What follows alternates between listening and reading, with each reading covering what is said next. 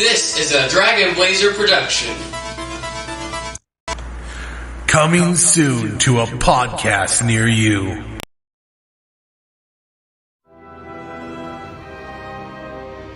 Ladies and gentlemen, we are now seeing the beginnings of another stage of human evolution. In every human being, there's not many people that'll understand people like us. There exists the genetic code. You'll be safe here. What kind of place is this? You're not the only one with gifts. For mutation. The truth is, mutants are very real. And they are among us. We must know who they are, and above all, what they can do. A change is coming. Are you a God-fearing man, Senator? And those we fear... Magneto believes that a war is brewing between mutants and the rest of humanity. Will be all that can save us. If no one is equipped to oppose them, humanity's days could be over. You're a mutant. The whole world out there is full of people that hate and fear you, and you're wasting your time trying to protect them? You sure you're on the right side? I have made the first move. That is all they know. He could wipe out everyone in New York City. Logan, help us. Fight with us.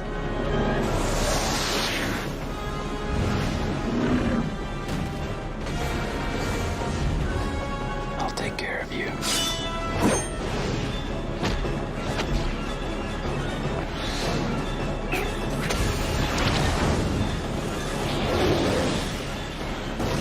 We are the future, not them. Settle this.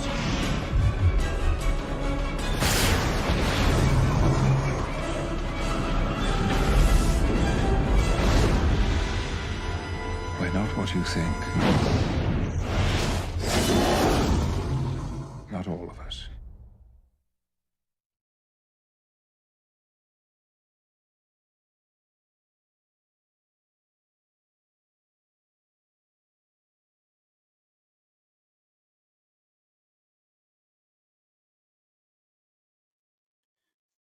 Hello and welcome to another episode of Coming Soon to a Podcast Near You.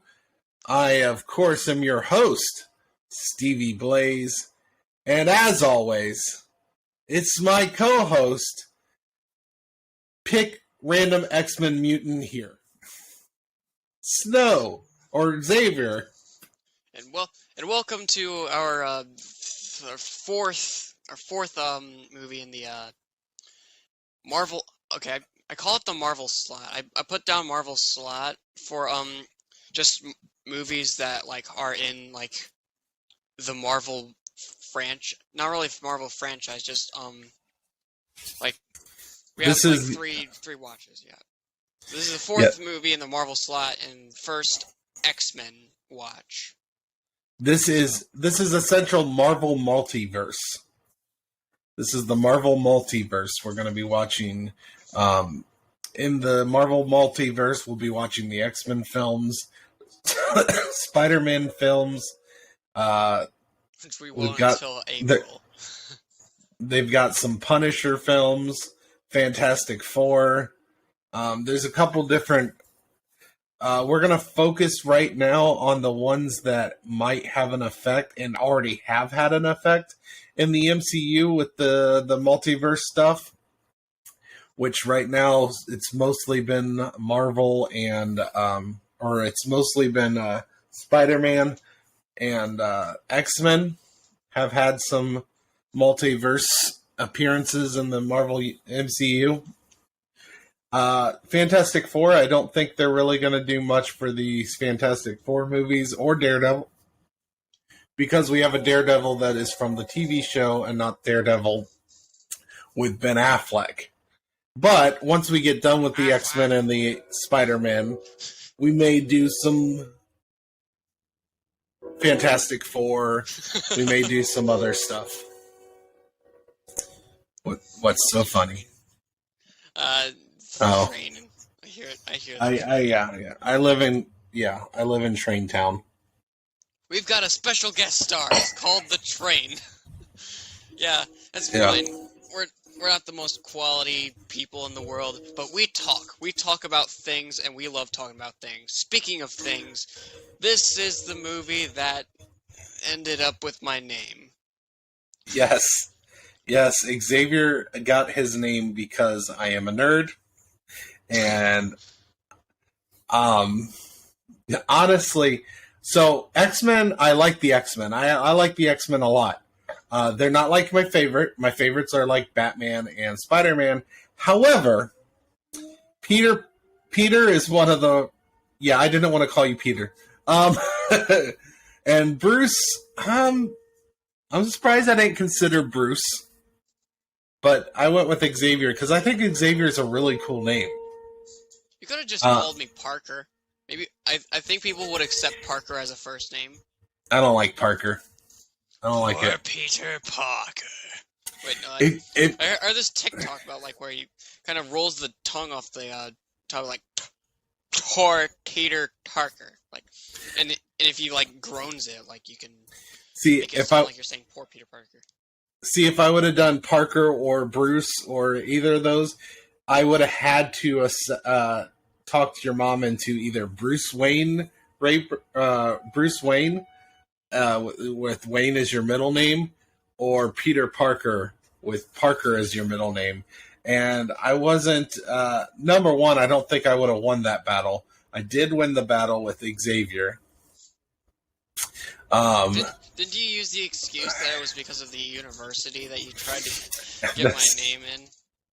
Yes, when me and your mom and your uncle were trying to come up with names for you. Your uncle's actually the one that came up with Xavier. And then he looked at me and he's like, my life. I had told you this before, you just don't listen. The floor's expanding for humans on the internet you probably don't care about, but okay. Your uncle said, what about Xavier? And I looked at him, I'm like, I love it. I like it a lot. And then your mom was like, okay, so where did you get the name Xavier? And I was quick. I was quick on the draw. And I looked at your mom and I was like, there's a Xavier University. And she looked at me and she's like, sure. Where did you actually come up with it? And I'm like, Professor Charles Xavier, the leader of the X-Men. Why'd you just call me Charles? Or better yet, Chucky? That brings up a whole nother bit of my fandom. No, I like the name Xavier. We went with Xavier. Are you complaining you don't like the name Xavier? I'm not complaining. Okay. I like your name. I went through a 13-year-old phase once, but that is not over. To be honest, but I've lightened. I don't know my human being complex. Anyways, on with the review, which starts with some trivia. Before we move on to the trivia thing, we have a box. We mentioned the box in the last episode, and this box, well, contains a movie that we're going to be watching in December. We are going to give you a hint of what is in the box, though. Do you have a hint of what is in the box? Or do you want me to? You do the hints. All right. My hint is that a huge part of it is in the North Pole, which is surprisingly for a Christmas movie. There's surprisingly a few amount of Christmas movies that actually have a center on the North Pole, so I feel like this is a viable hint. Okay. All right. Moving on to whatever it is we were doing.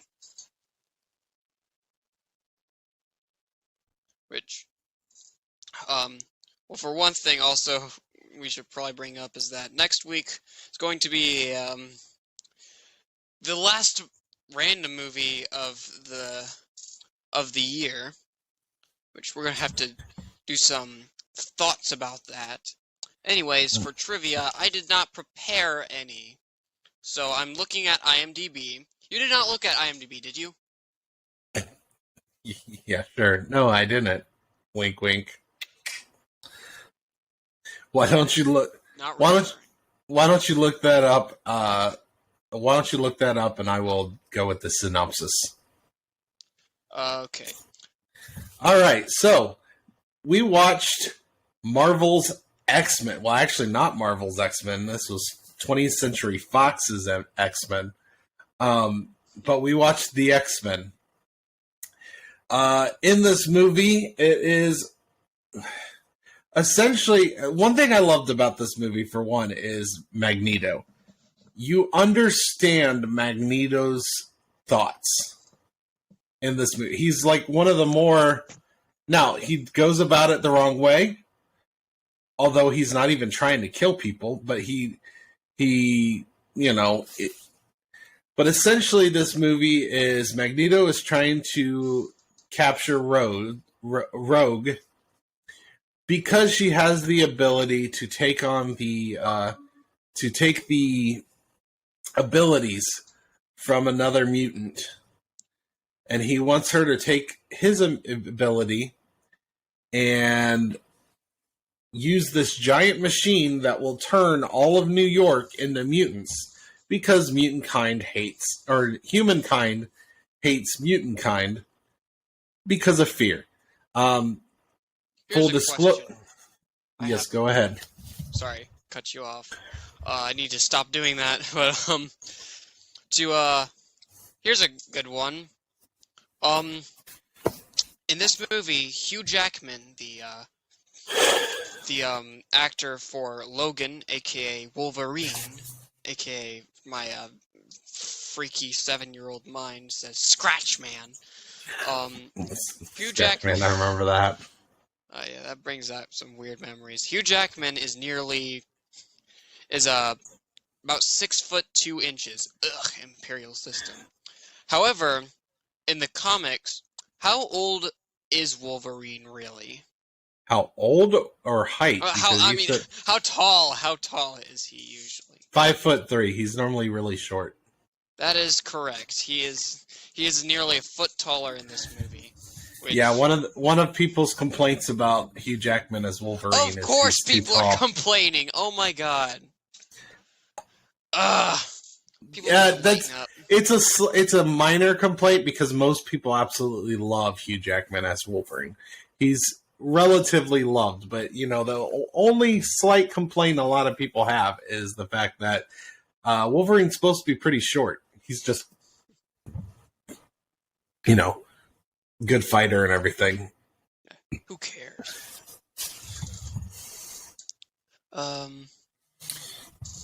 Okay, continue with the synopsis. I also like Magneto.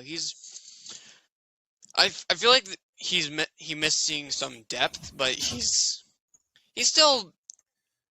very intriguing. He has this Frieza levels of you can't really reconcile with him, but also like Vegeta levels of past, so you can just...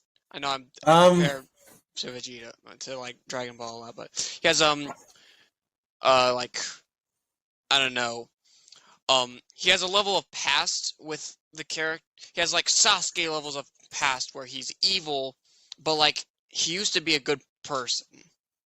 Maybe. I don't think it's as simple as he's evil. So you said that he doesn't have a lot of depth. I disagree. That's what the whole point of the beginning of the movie's about. Magneto is a Holocaust survivor. Oh. Yeah, that's what the beginning of the movie was. That was in Poland, 1944, I think it was. Yeah, I remember that. His parents being taken away by Nazis. Yeah, that was Magneto as a child. So he survived the Holocaust, and that is why he doesn't trust humanity. He's seen what they did to the Jews and his people when he was a child. That is why he does what he does, because he doesn't trust that humanity will do the right thing, because he's seen it happen before. And the thing is X-Men has always been an allegory for racism and hate. Essentially, the X-Men came out, I believe, in the 70s, when there was a lot of distrust, unrest with African Americans and white people.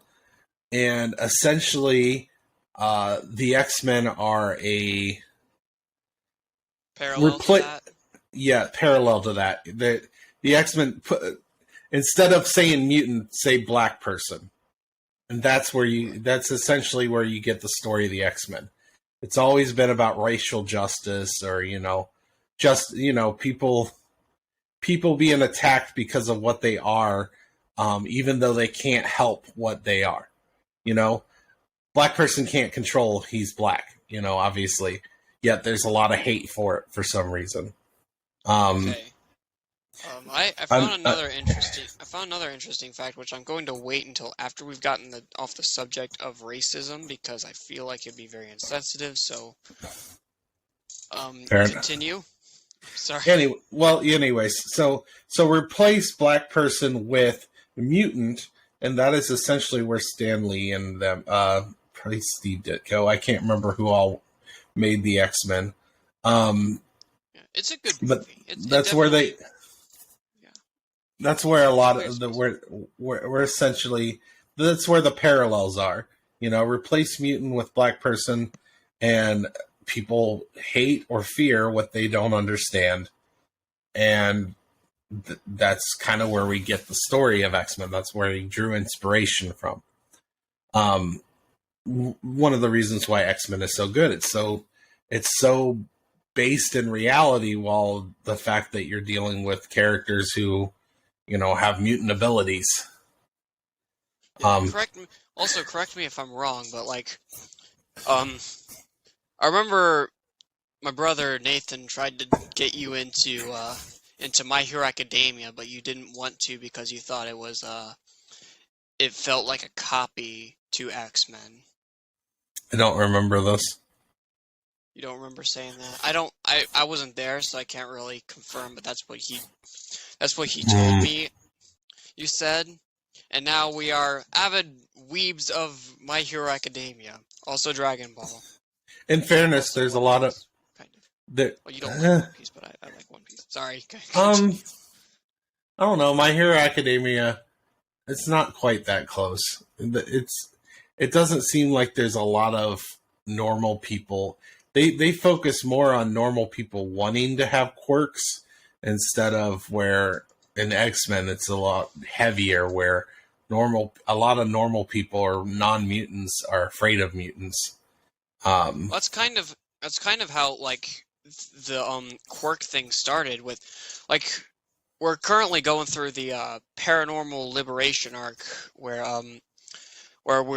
it's kind of. I don't know if you remember this. There's some similarities from season. I don't think you remember this from season 5, but apparently early on, quirk history, a bunch of people were before it was named quirk, they were apparently called, I don't know, meta abilities. People are metas are not humans, and that's kind of how All For One was able to rack up an army.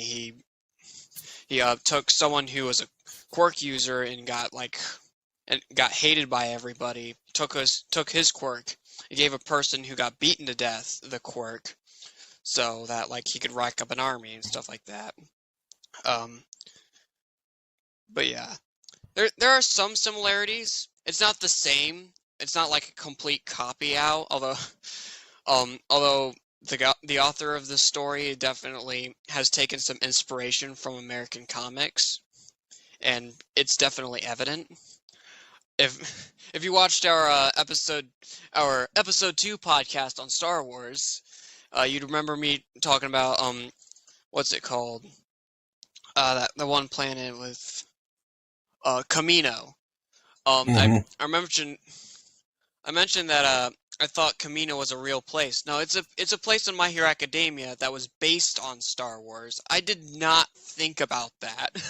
Most of the places in My Hero Academia take names from Star Wars. There's a lot of different Star Wars Yeah. names. They're like huge fans, apparently.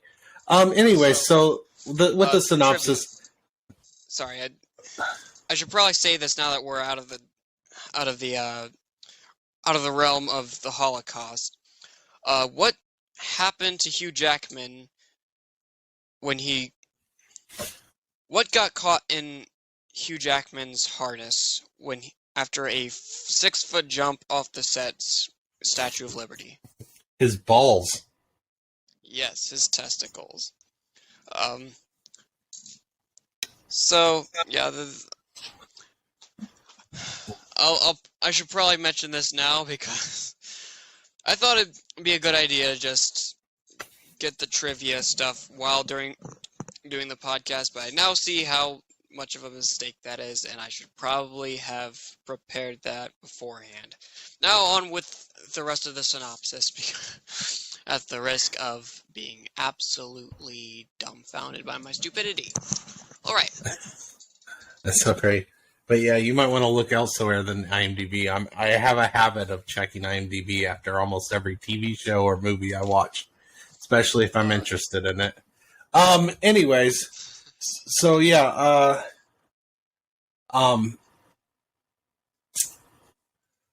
so Magneto has his Brotherhood of Mutants kidnap Rogue to sacrifice her to use the machine. And of course, the X-Men go in and stop Magneto. That's pretty much the main plot. What did you think of the X-Men? I thought it was a pretty great movie. It definitely. I feel like there would have been some stuff that should have been expanded on. Although there are sequels, so maybe they'll expand there. There's a lot of sequels. Oh yeah, there's a lot of sequels, and I'm pretty glad about that. This was a really good movie. As for what we mentioned earlier, we should go over the characters individually. First off, of course, starting with the protagonist. Is this fine? Is this a good go ahead. setup? All right. Starting with the protagonist, which it's not Rogue. Rogue's not the protagonist. It's Logan. Logan is the protagonist of this movie. I think he fits the protagonist role in every sense of the word. Yeah, I love Wolverine. Yeah, he seems to be the main focus. That's the one cool thing about the X-Men, is even though, Wolverine's like a fan favorite, the X-Men is a group. It's not meant to be focused. Although the way they do this is they show Rogue and mostly Wolverine's perspective into joining this group of X-Men. So the X-Men are kind of like outsiders instead of, I believe the sequels, they do a lot better job. Not saying that it was bad. It worked for this movie. If I remember right, it's more of a co-movie in the sequels instead of mostly focusing on Logan. I'm pretty interested to see how that goes. Although it's going to be a while because of how these movies are set up with the podcast thing. Yeah, anyways, well, X-Men X2 is probably one of my favorites. It's amazing. If I remember right, it's really good. I don't really remember, but I own First Class, so once we get to First Class and forever from now, I'll have that ready instead of having to go to Disney Plus. But anyways, what do we think about Wolverine specifically? Wolverine's a fan favorite. He's one of my favorites. I love Wolverine. Oh yeah. He's got such a simple. It's strange because he's got such a simple power. He just heals. That's his power. The claws are because of him being able to heal. That's kind of always confused me. Like he has the power to heal, but like, do the adamantine claws occur because he can heal, or did he put them in there and they? No, so. Well, they do explain that he had bone claws before. Essentially, he just had bones that came out of his, and I think he had 2 instead of 3. but essentially because of his healing factor, and as you saw in this movie, he doesn't remember it. Somebody experimented on him. Somebody took him and put all the adamantium into him. However, if it was literally anyone else, they wouldn't be able to survive the procedure. He survives it because he has that healing factor. Essentially, they kill him over and over again to put all this adamantium in him. So all of that, because his whole body, his skeleton, has been replaced with adamantium. That's why Magneto's able to. Why Magneto is the worst villain for Wolverine to deal with, because he messes with metal. That's Magneto's power, is just controlling metal. Right. As for the antagonist, I think we've talked plenty about him in the synopsis, but he's a pretty good antagonist. You did prove me wrong. I do remember the pull-in scene, the Holocaust scene. You just didn't recognize that that's why they showed it. I did not recognize who that scene was about. I thought that was just like somebody like in the past, like getting a gift and then getting discriminated against, and a bunch of things happened. I did not recognize what was going on. Well, there's a couple hints to that being Magneto. First hint is that he's able to control the steel barriers with his ability. So that's showing you that's his power. So you see that. And then there is a scene where they show his arm, where he was, because they do show that, in Nazi Germany, Jews had the Nazis put numbers on them. They were categorized by number. And you see a faded number on Magneto's arm later in the movie, showing that, yes, he was the same kid. So, yeah, there's just little hints that show that he is. It also helps that I've read a lot X-Men comics, and I know of his backstory of being a Holocaust survivor. And that's kind of... I've been trying to read some of the Spider-Man comics. I know a website that can do that, but I don't know if it's an official website and if I can legally do that. I really should look into that. Shh. Cut that. Yeah. Yeah, talking about illegal stuff on a podcast that's gonna be talked about. I'm like, yeah. But yeah, we talked about Magneto. On to the somewhat more main characters, but more or less side characters. First off, Rogue, otherwise known as Marie. Her name is Marie, which we don't know her last name, but her name's Marie. Now, I'm ready to be proven wrong about her in any sequels, but in this movie, I don't think she was the perfect representation of one, but do you know the definition of a princess prop? Princess prop? Yes. Go ahead and tell me, because I'm not entirely sure, and I'm sure the listeners would like to know too. Okay. So I know this is probably just going to become a meme at this point, but this is something that I've heard first from a reviewer of One Piece, because if you've watched One Piece, you'd probably know what a princess prop is. If you do watch One Piece and don't know what a princess prop is, when I describe it, anyway, a princess prop is a character who doesn't really do much, but she's the center of the focus. She's the center of the focus, but she herself, you could say you have a wrench. You have a wrench and you accidentally drop it, and some bad guy gets that wrench, but you need that wrench to screw in something or to wrench something off of another thing. So you need to get that wrench. But that wrench is the center of this conflict, but the wrench doesn't actually do anything. Rogue, I feel like, I guess she is kind of like a teenager, and she's probably just helpless in this whole situation, but she has a lot of opportunities to actually do something. She could kill Magneto. She could, like take the powers away. She could take the powers away from other people, she she has a very dangerous and powerful ability, and she just kind of becomes a princess prop. So in the comics, number one, her name is Anna Marie. Marie's actually her last name, I guess. But in the comics, yeah, she does use that power. If she, like, I think kills someone, she completely takes their powers and keeps them.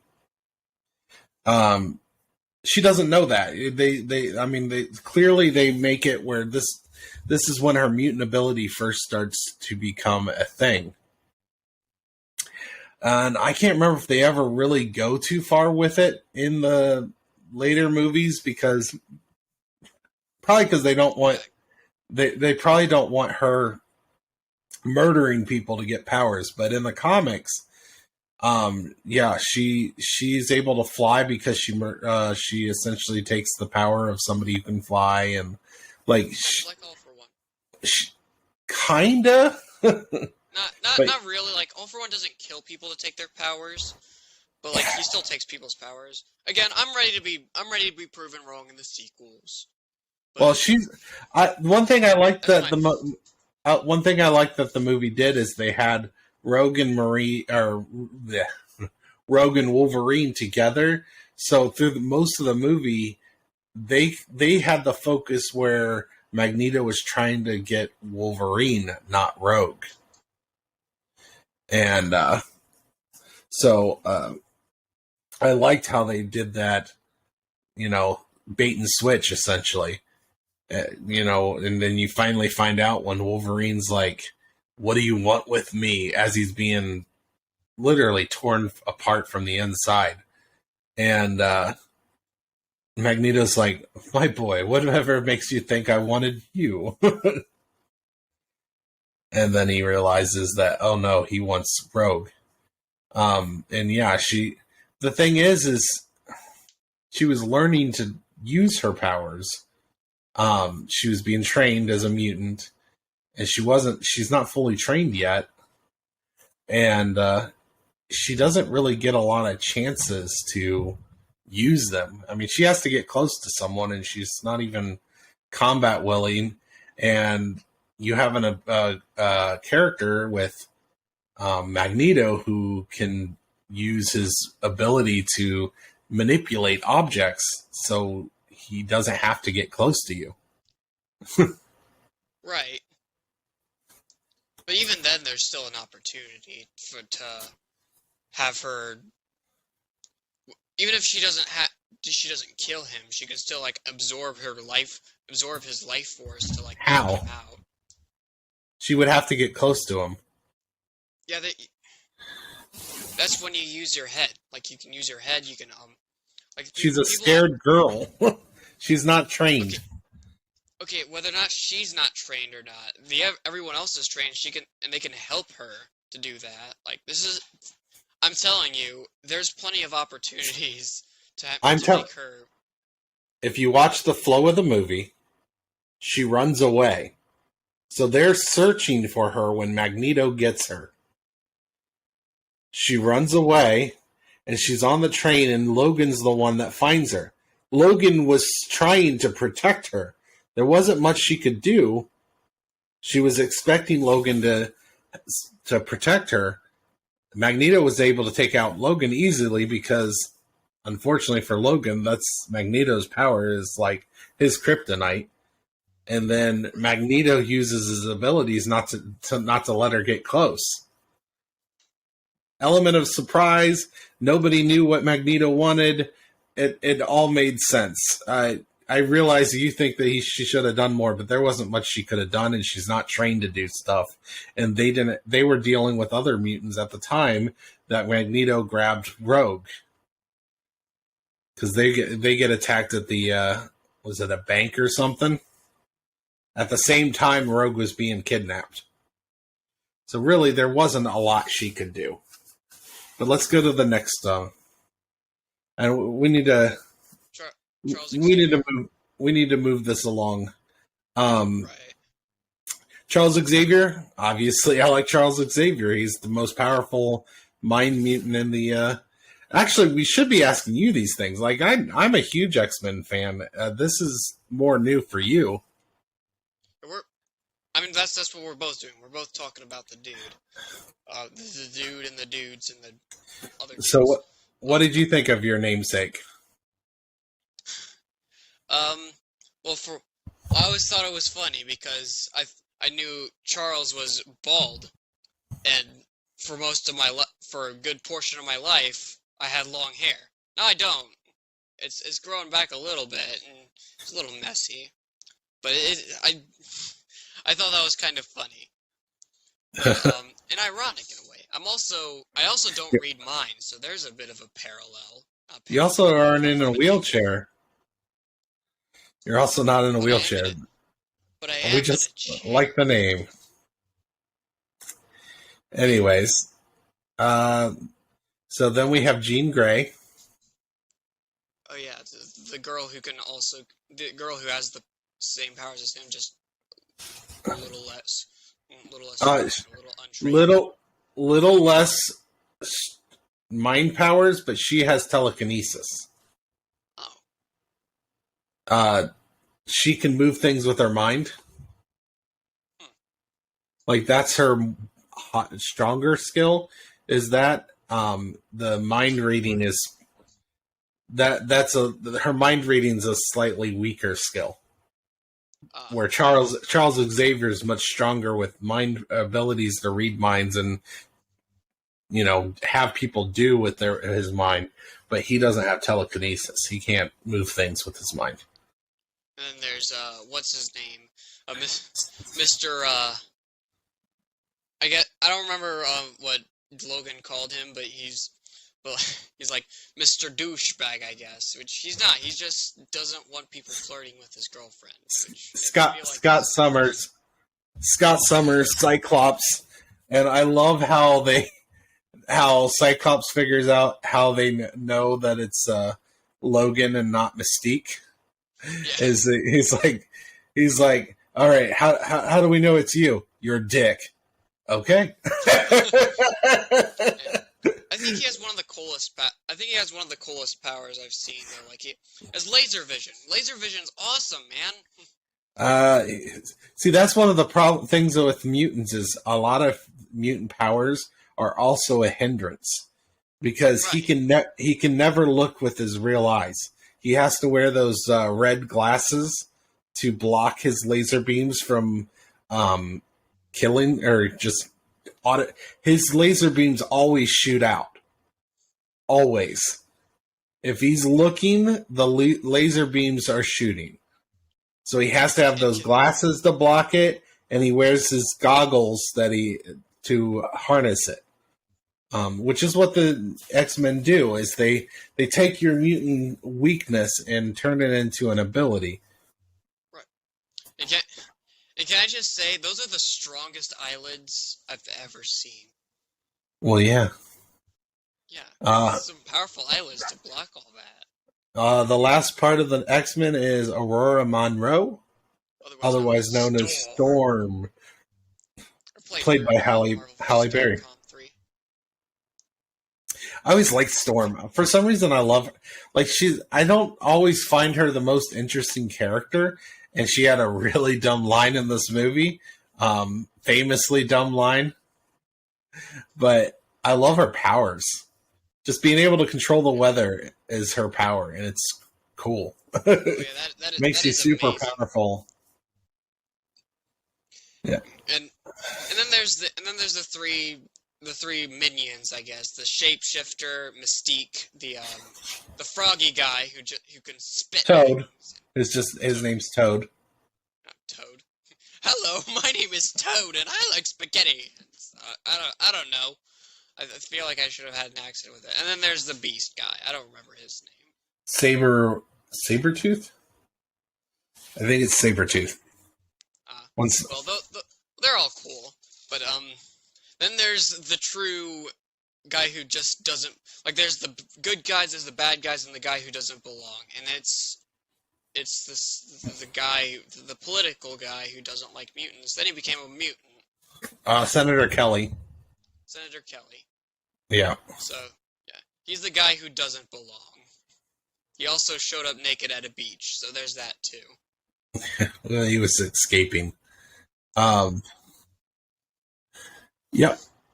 So yeah, that's the Brotherhood of Mutants. As for the bad or the evil mutants, Mystique is a very interesting character. Oh, yeah. I like her. Obviously she's very athletic and has the ability to shapeshift. And apparently she was able to use Wolverine's claws, although they're not nearly as strong. I noticed that. While she was using Wolverine, but I don't think she can use other mutants' powers. I think with Wolverine, it's because it's part of his DNA, or it's part of what he is when she turns into him. She's able to kind of use him. But if she mimics Storm, I don't think she could use Storm's abilities. Right, my sister walked in like she got while I was watching X-Men at one point. She's like, and she looked at Mystique and like, oh, she has boobs. And I'm like, ladies and gentlemen, she has boobs. Okay, cool. Some girls tend to have boobs. That is a common trait. Yeah. Not all of them do, but some of them. So who is your favorite?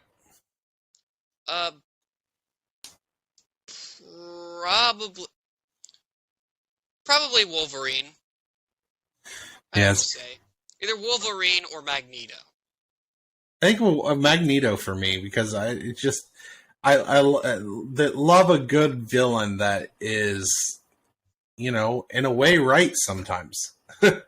I mean, he's not entirely wrong, but people are going to fear him, and because of that fear and hate, the mutant kind is in danger. Yeah. But at the same time, it's the thing about Xavier and Magneto is they're different ideologies. They're both wanting the same goal, but for the different ways of achieving it. They want safety for mutant kind, where Charles Xavier wants to work with humanity to get safety for mutant kind.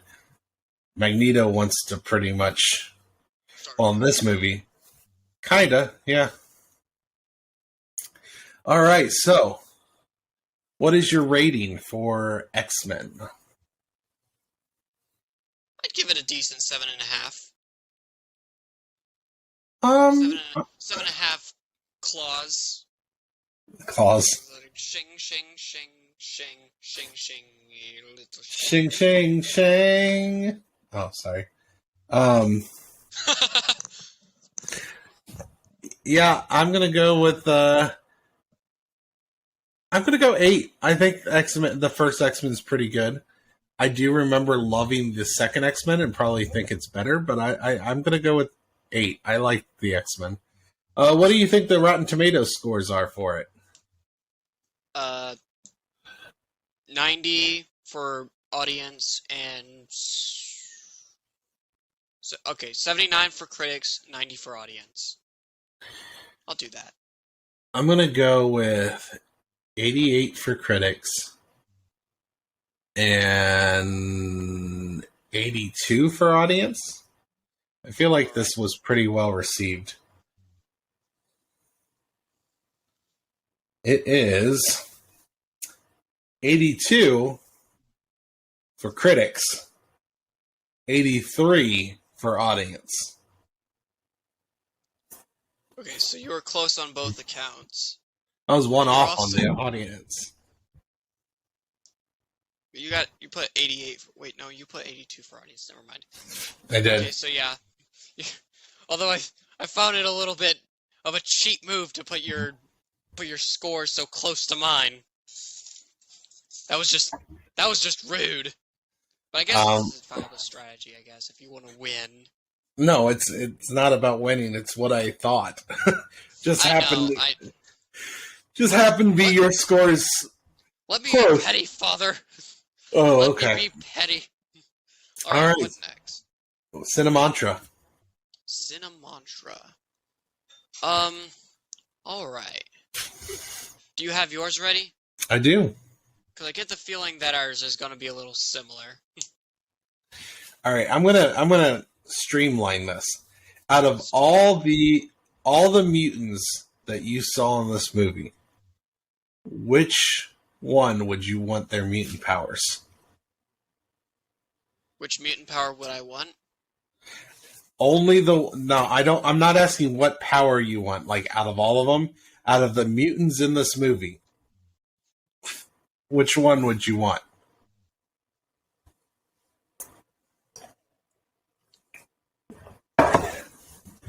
Probably Storm's ability. It's Storm? raining while it's raining while I'm on the bike trail. Not on my watch. I guess if that would be a good ability to have without, even if you're not a superhero, I guess. It's like, or I can do something like with that one Garfield comic strips, like the skies are relatively clear in this town, except for the one town in the suburbs, except for that one house in the suburbs, and it's just raining on this one house.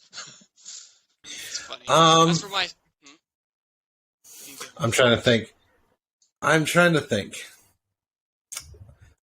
answer the question myself. I'm debating on Jean Grey's abilities or Wolverine's. Telekinesis is pretty cool. Telekinesis would be cool, and you can also read minds. Where Wolverine, he's in a lot of pain all the time, but he also pretty much barely can die. The healing would be a useful power. I'm going to go with Jean Grey, though. Being able to move things with my mind would be really cool.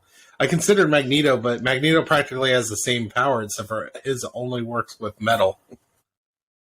Well, he probably has a better range and strength as well, though. Yeah, maybe. Also, like, I would telekinesis would be pretty cool for grabbing remotes. Like, it's like having the Force. Right? Only don't really sense things. Maybe, I don't know. You could probably sense minds from a distance. I don't know. Yeah. Wait, what do you give me for my storm ability?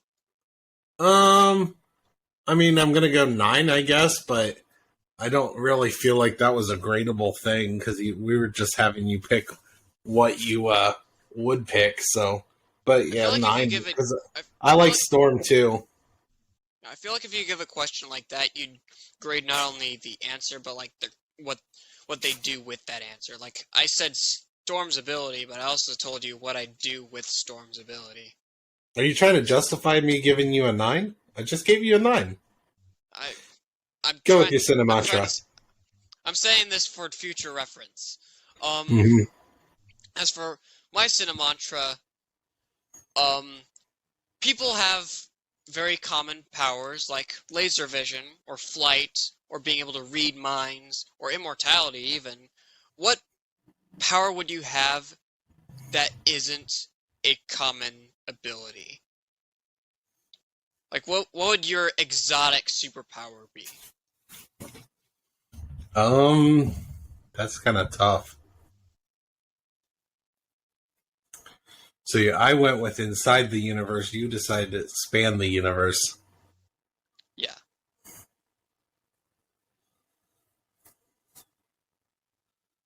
You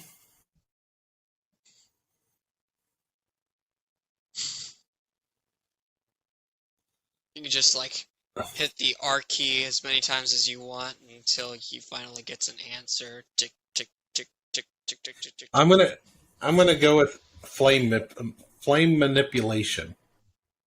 Flame manipulation? Yeah. Then I can be cool, and if someone's smoking, I can be like, I can light their cigarette from afar because I'm cool. Well, I don't know. Well, they know it was you. Yeah, I'll make sure it's known by having fire in front of me, you know? Right.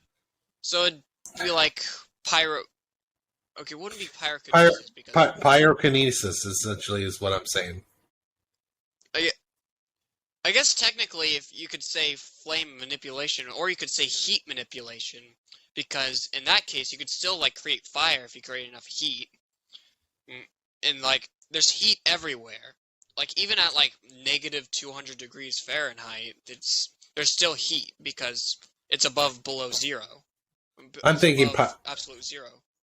I'm thinking pyrokinesis, essentially, where I can create fire out of my hands and stuff. All right, so let us... are we ready to find out what our next movie is? Or genre is? Yeah, last random movie of the year, everybody. Oh, boy. All right. Hey, Siri. Oh, crap. 1 second. I should probably remember how many numbers we have. Oh, yeah, I haven't done this in a while. We kind of added a few, didn't we? Hey, Siri, pick a number from 1 to 47. A random number between 1 and 47 is 3. 3. Action. Action. All right. Action movie. This might be a good opportunity to actually get, like, Fantastic Four or Deadpool in there. Without stuffing them in the MCU watch of all this stuff, like this Marvel sandwich. Oh, I forgot about Deadpool. We definitely are going to put Deadpool in the cinematic, because Deadpool will have an effect on the MCU, I think. Yeah, so still. So we're going to do... So our next 3 multiverse movies is going to be X-Men. Then we're going to do it first Spider-Man, then Deadpool, and then X2, Spider-Man 2, Deadpool 2, and then we're done with Deadpool. There's only 2 movies he has. You know we're only going to have, like, 2 of these per year, right? So? Okay, fine. Good point. Alright, so, next... So because we're recording this on Friday, we're probably going to be watching this movie this weekend, so we got to figure it out, and we're going to record it, and we're going to have fun doing it, because I love podcasting, kind of. Kind of. Wow, that's real reassuring. Anyways, so, is there anything else you want to say about X-Men? Well, for one thing, it's not just X-Men. There's women in this movie as well. Do not let the title deceive you. X-People. Jeez. X-People, yes. This movie is called X-People. Welcome to the X-People podcast. This is their 4th movie in our Marvel slot movies. Anyway. Okay. Alright. Okay. Plug-in pluggables.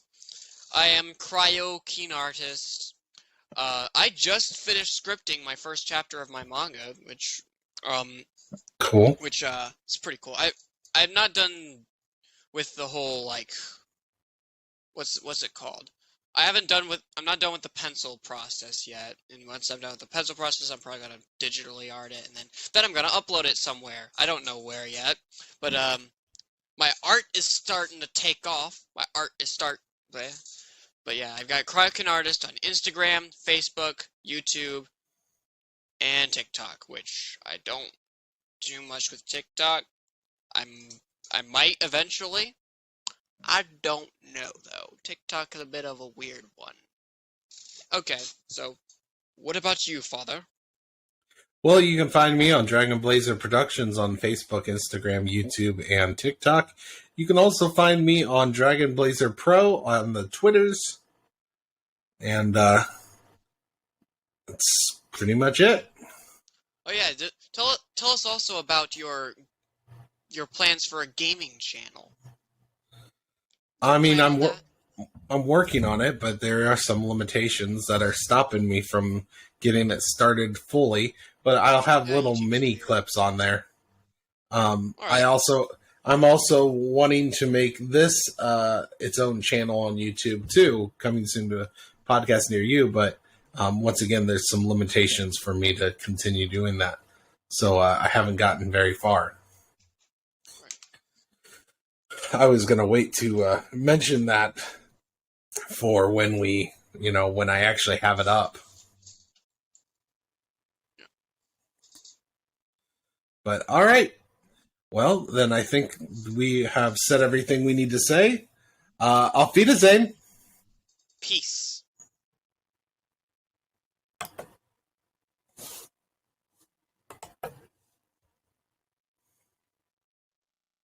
Previously on X-Men.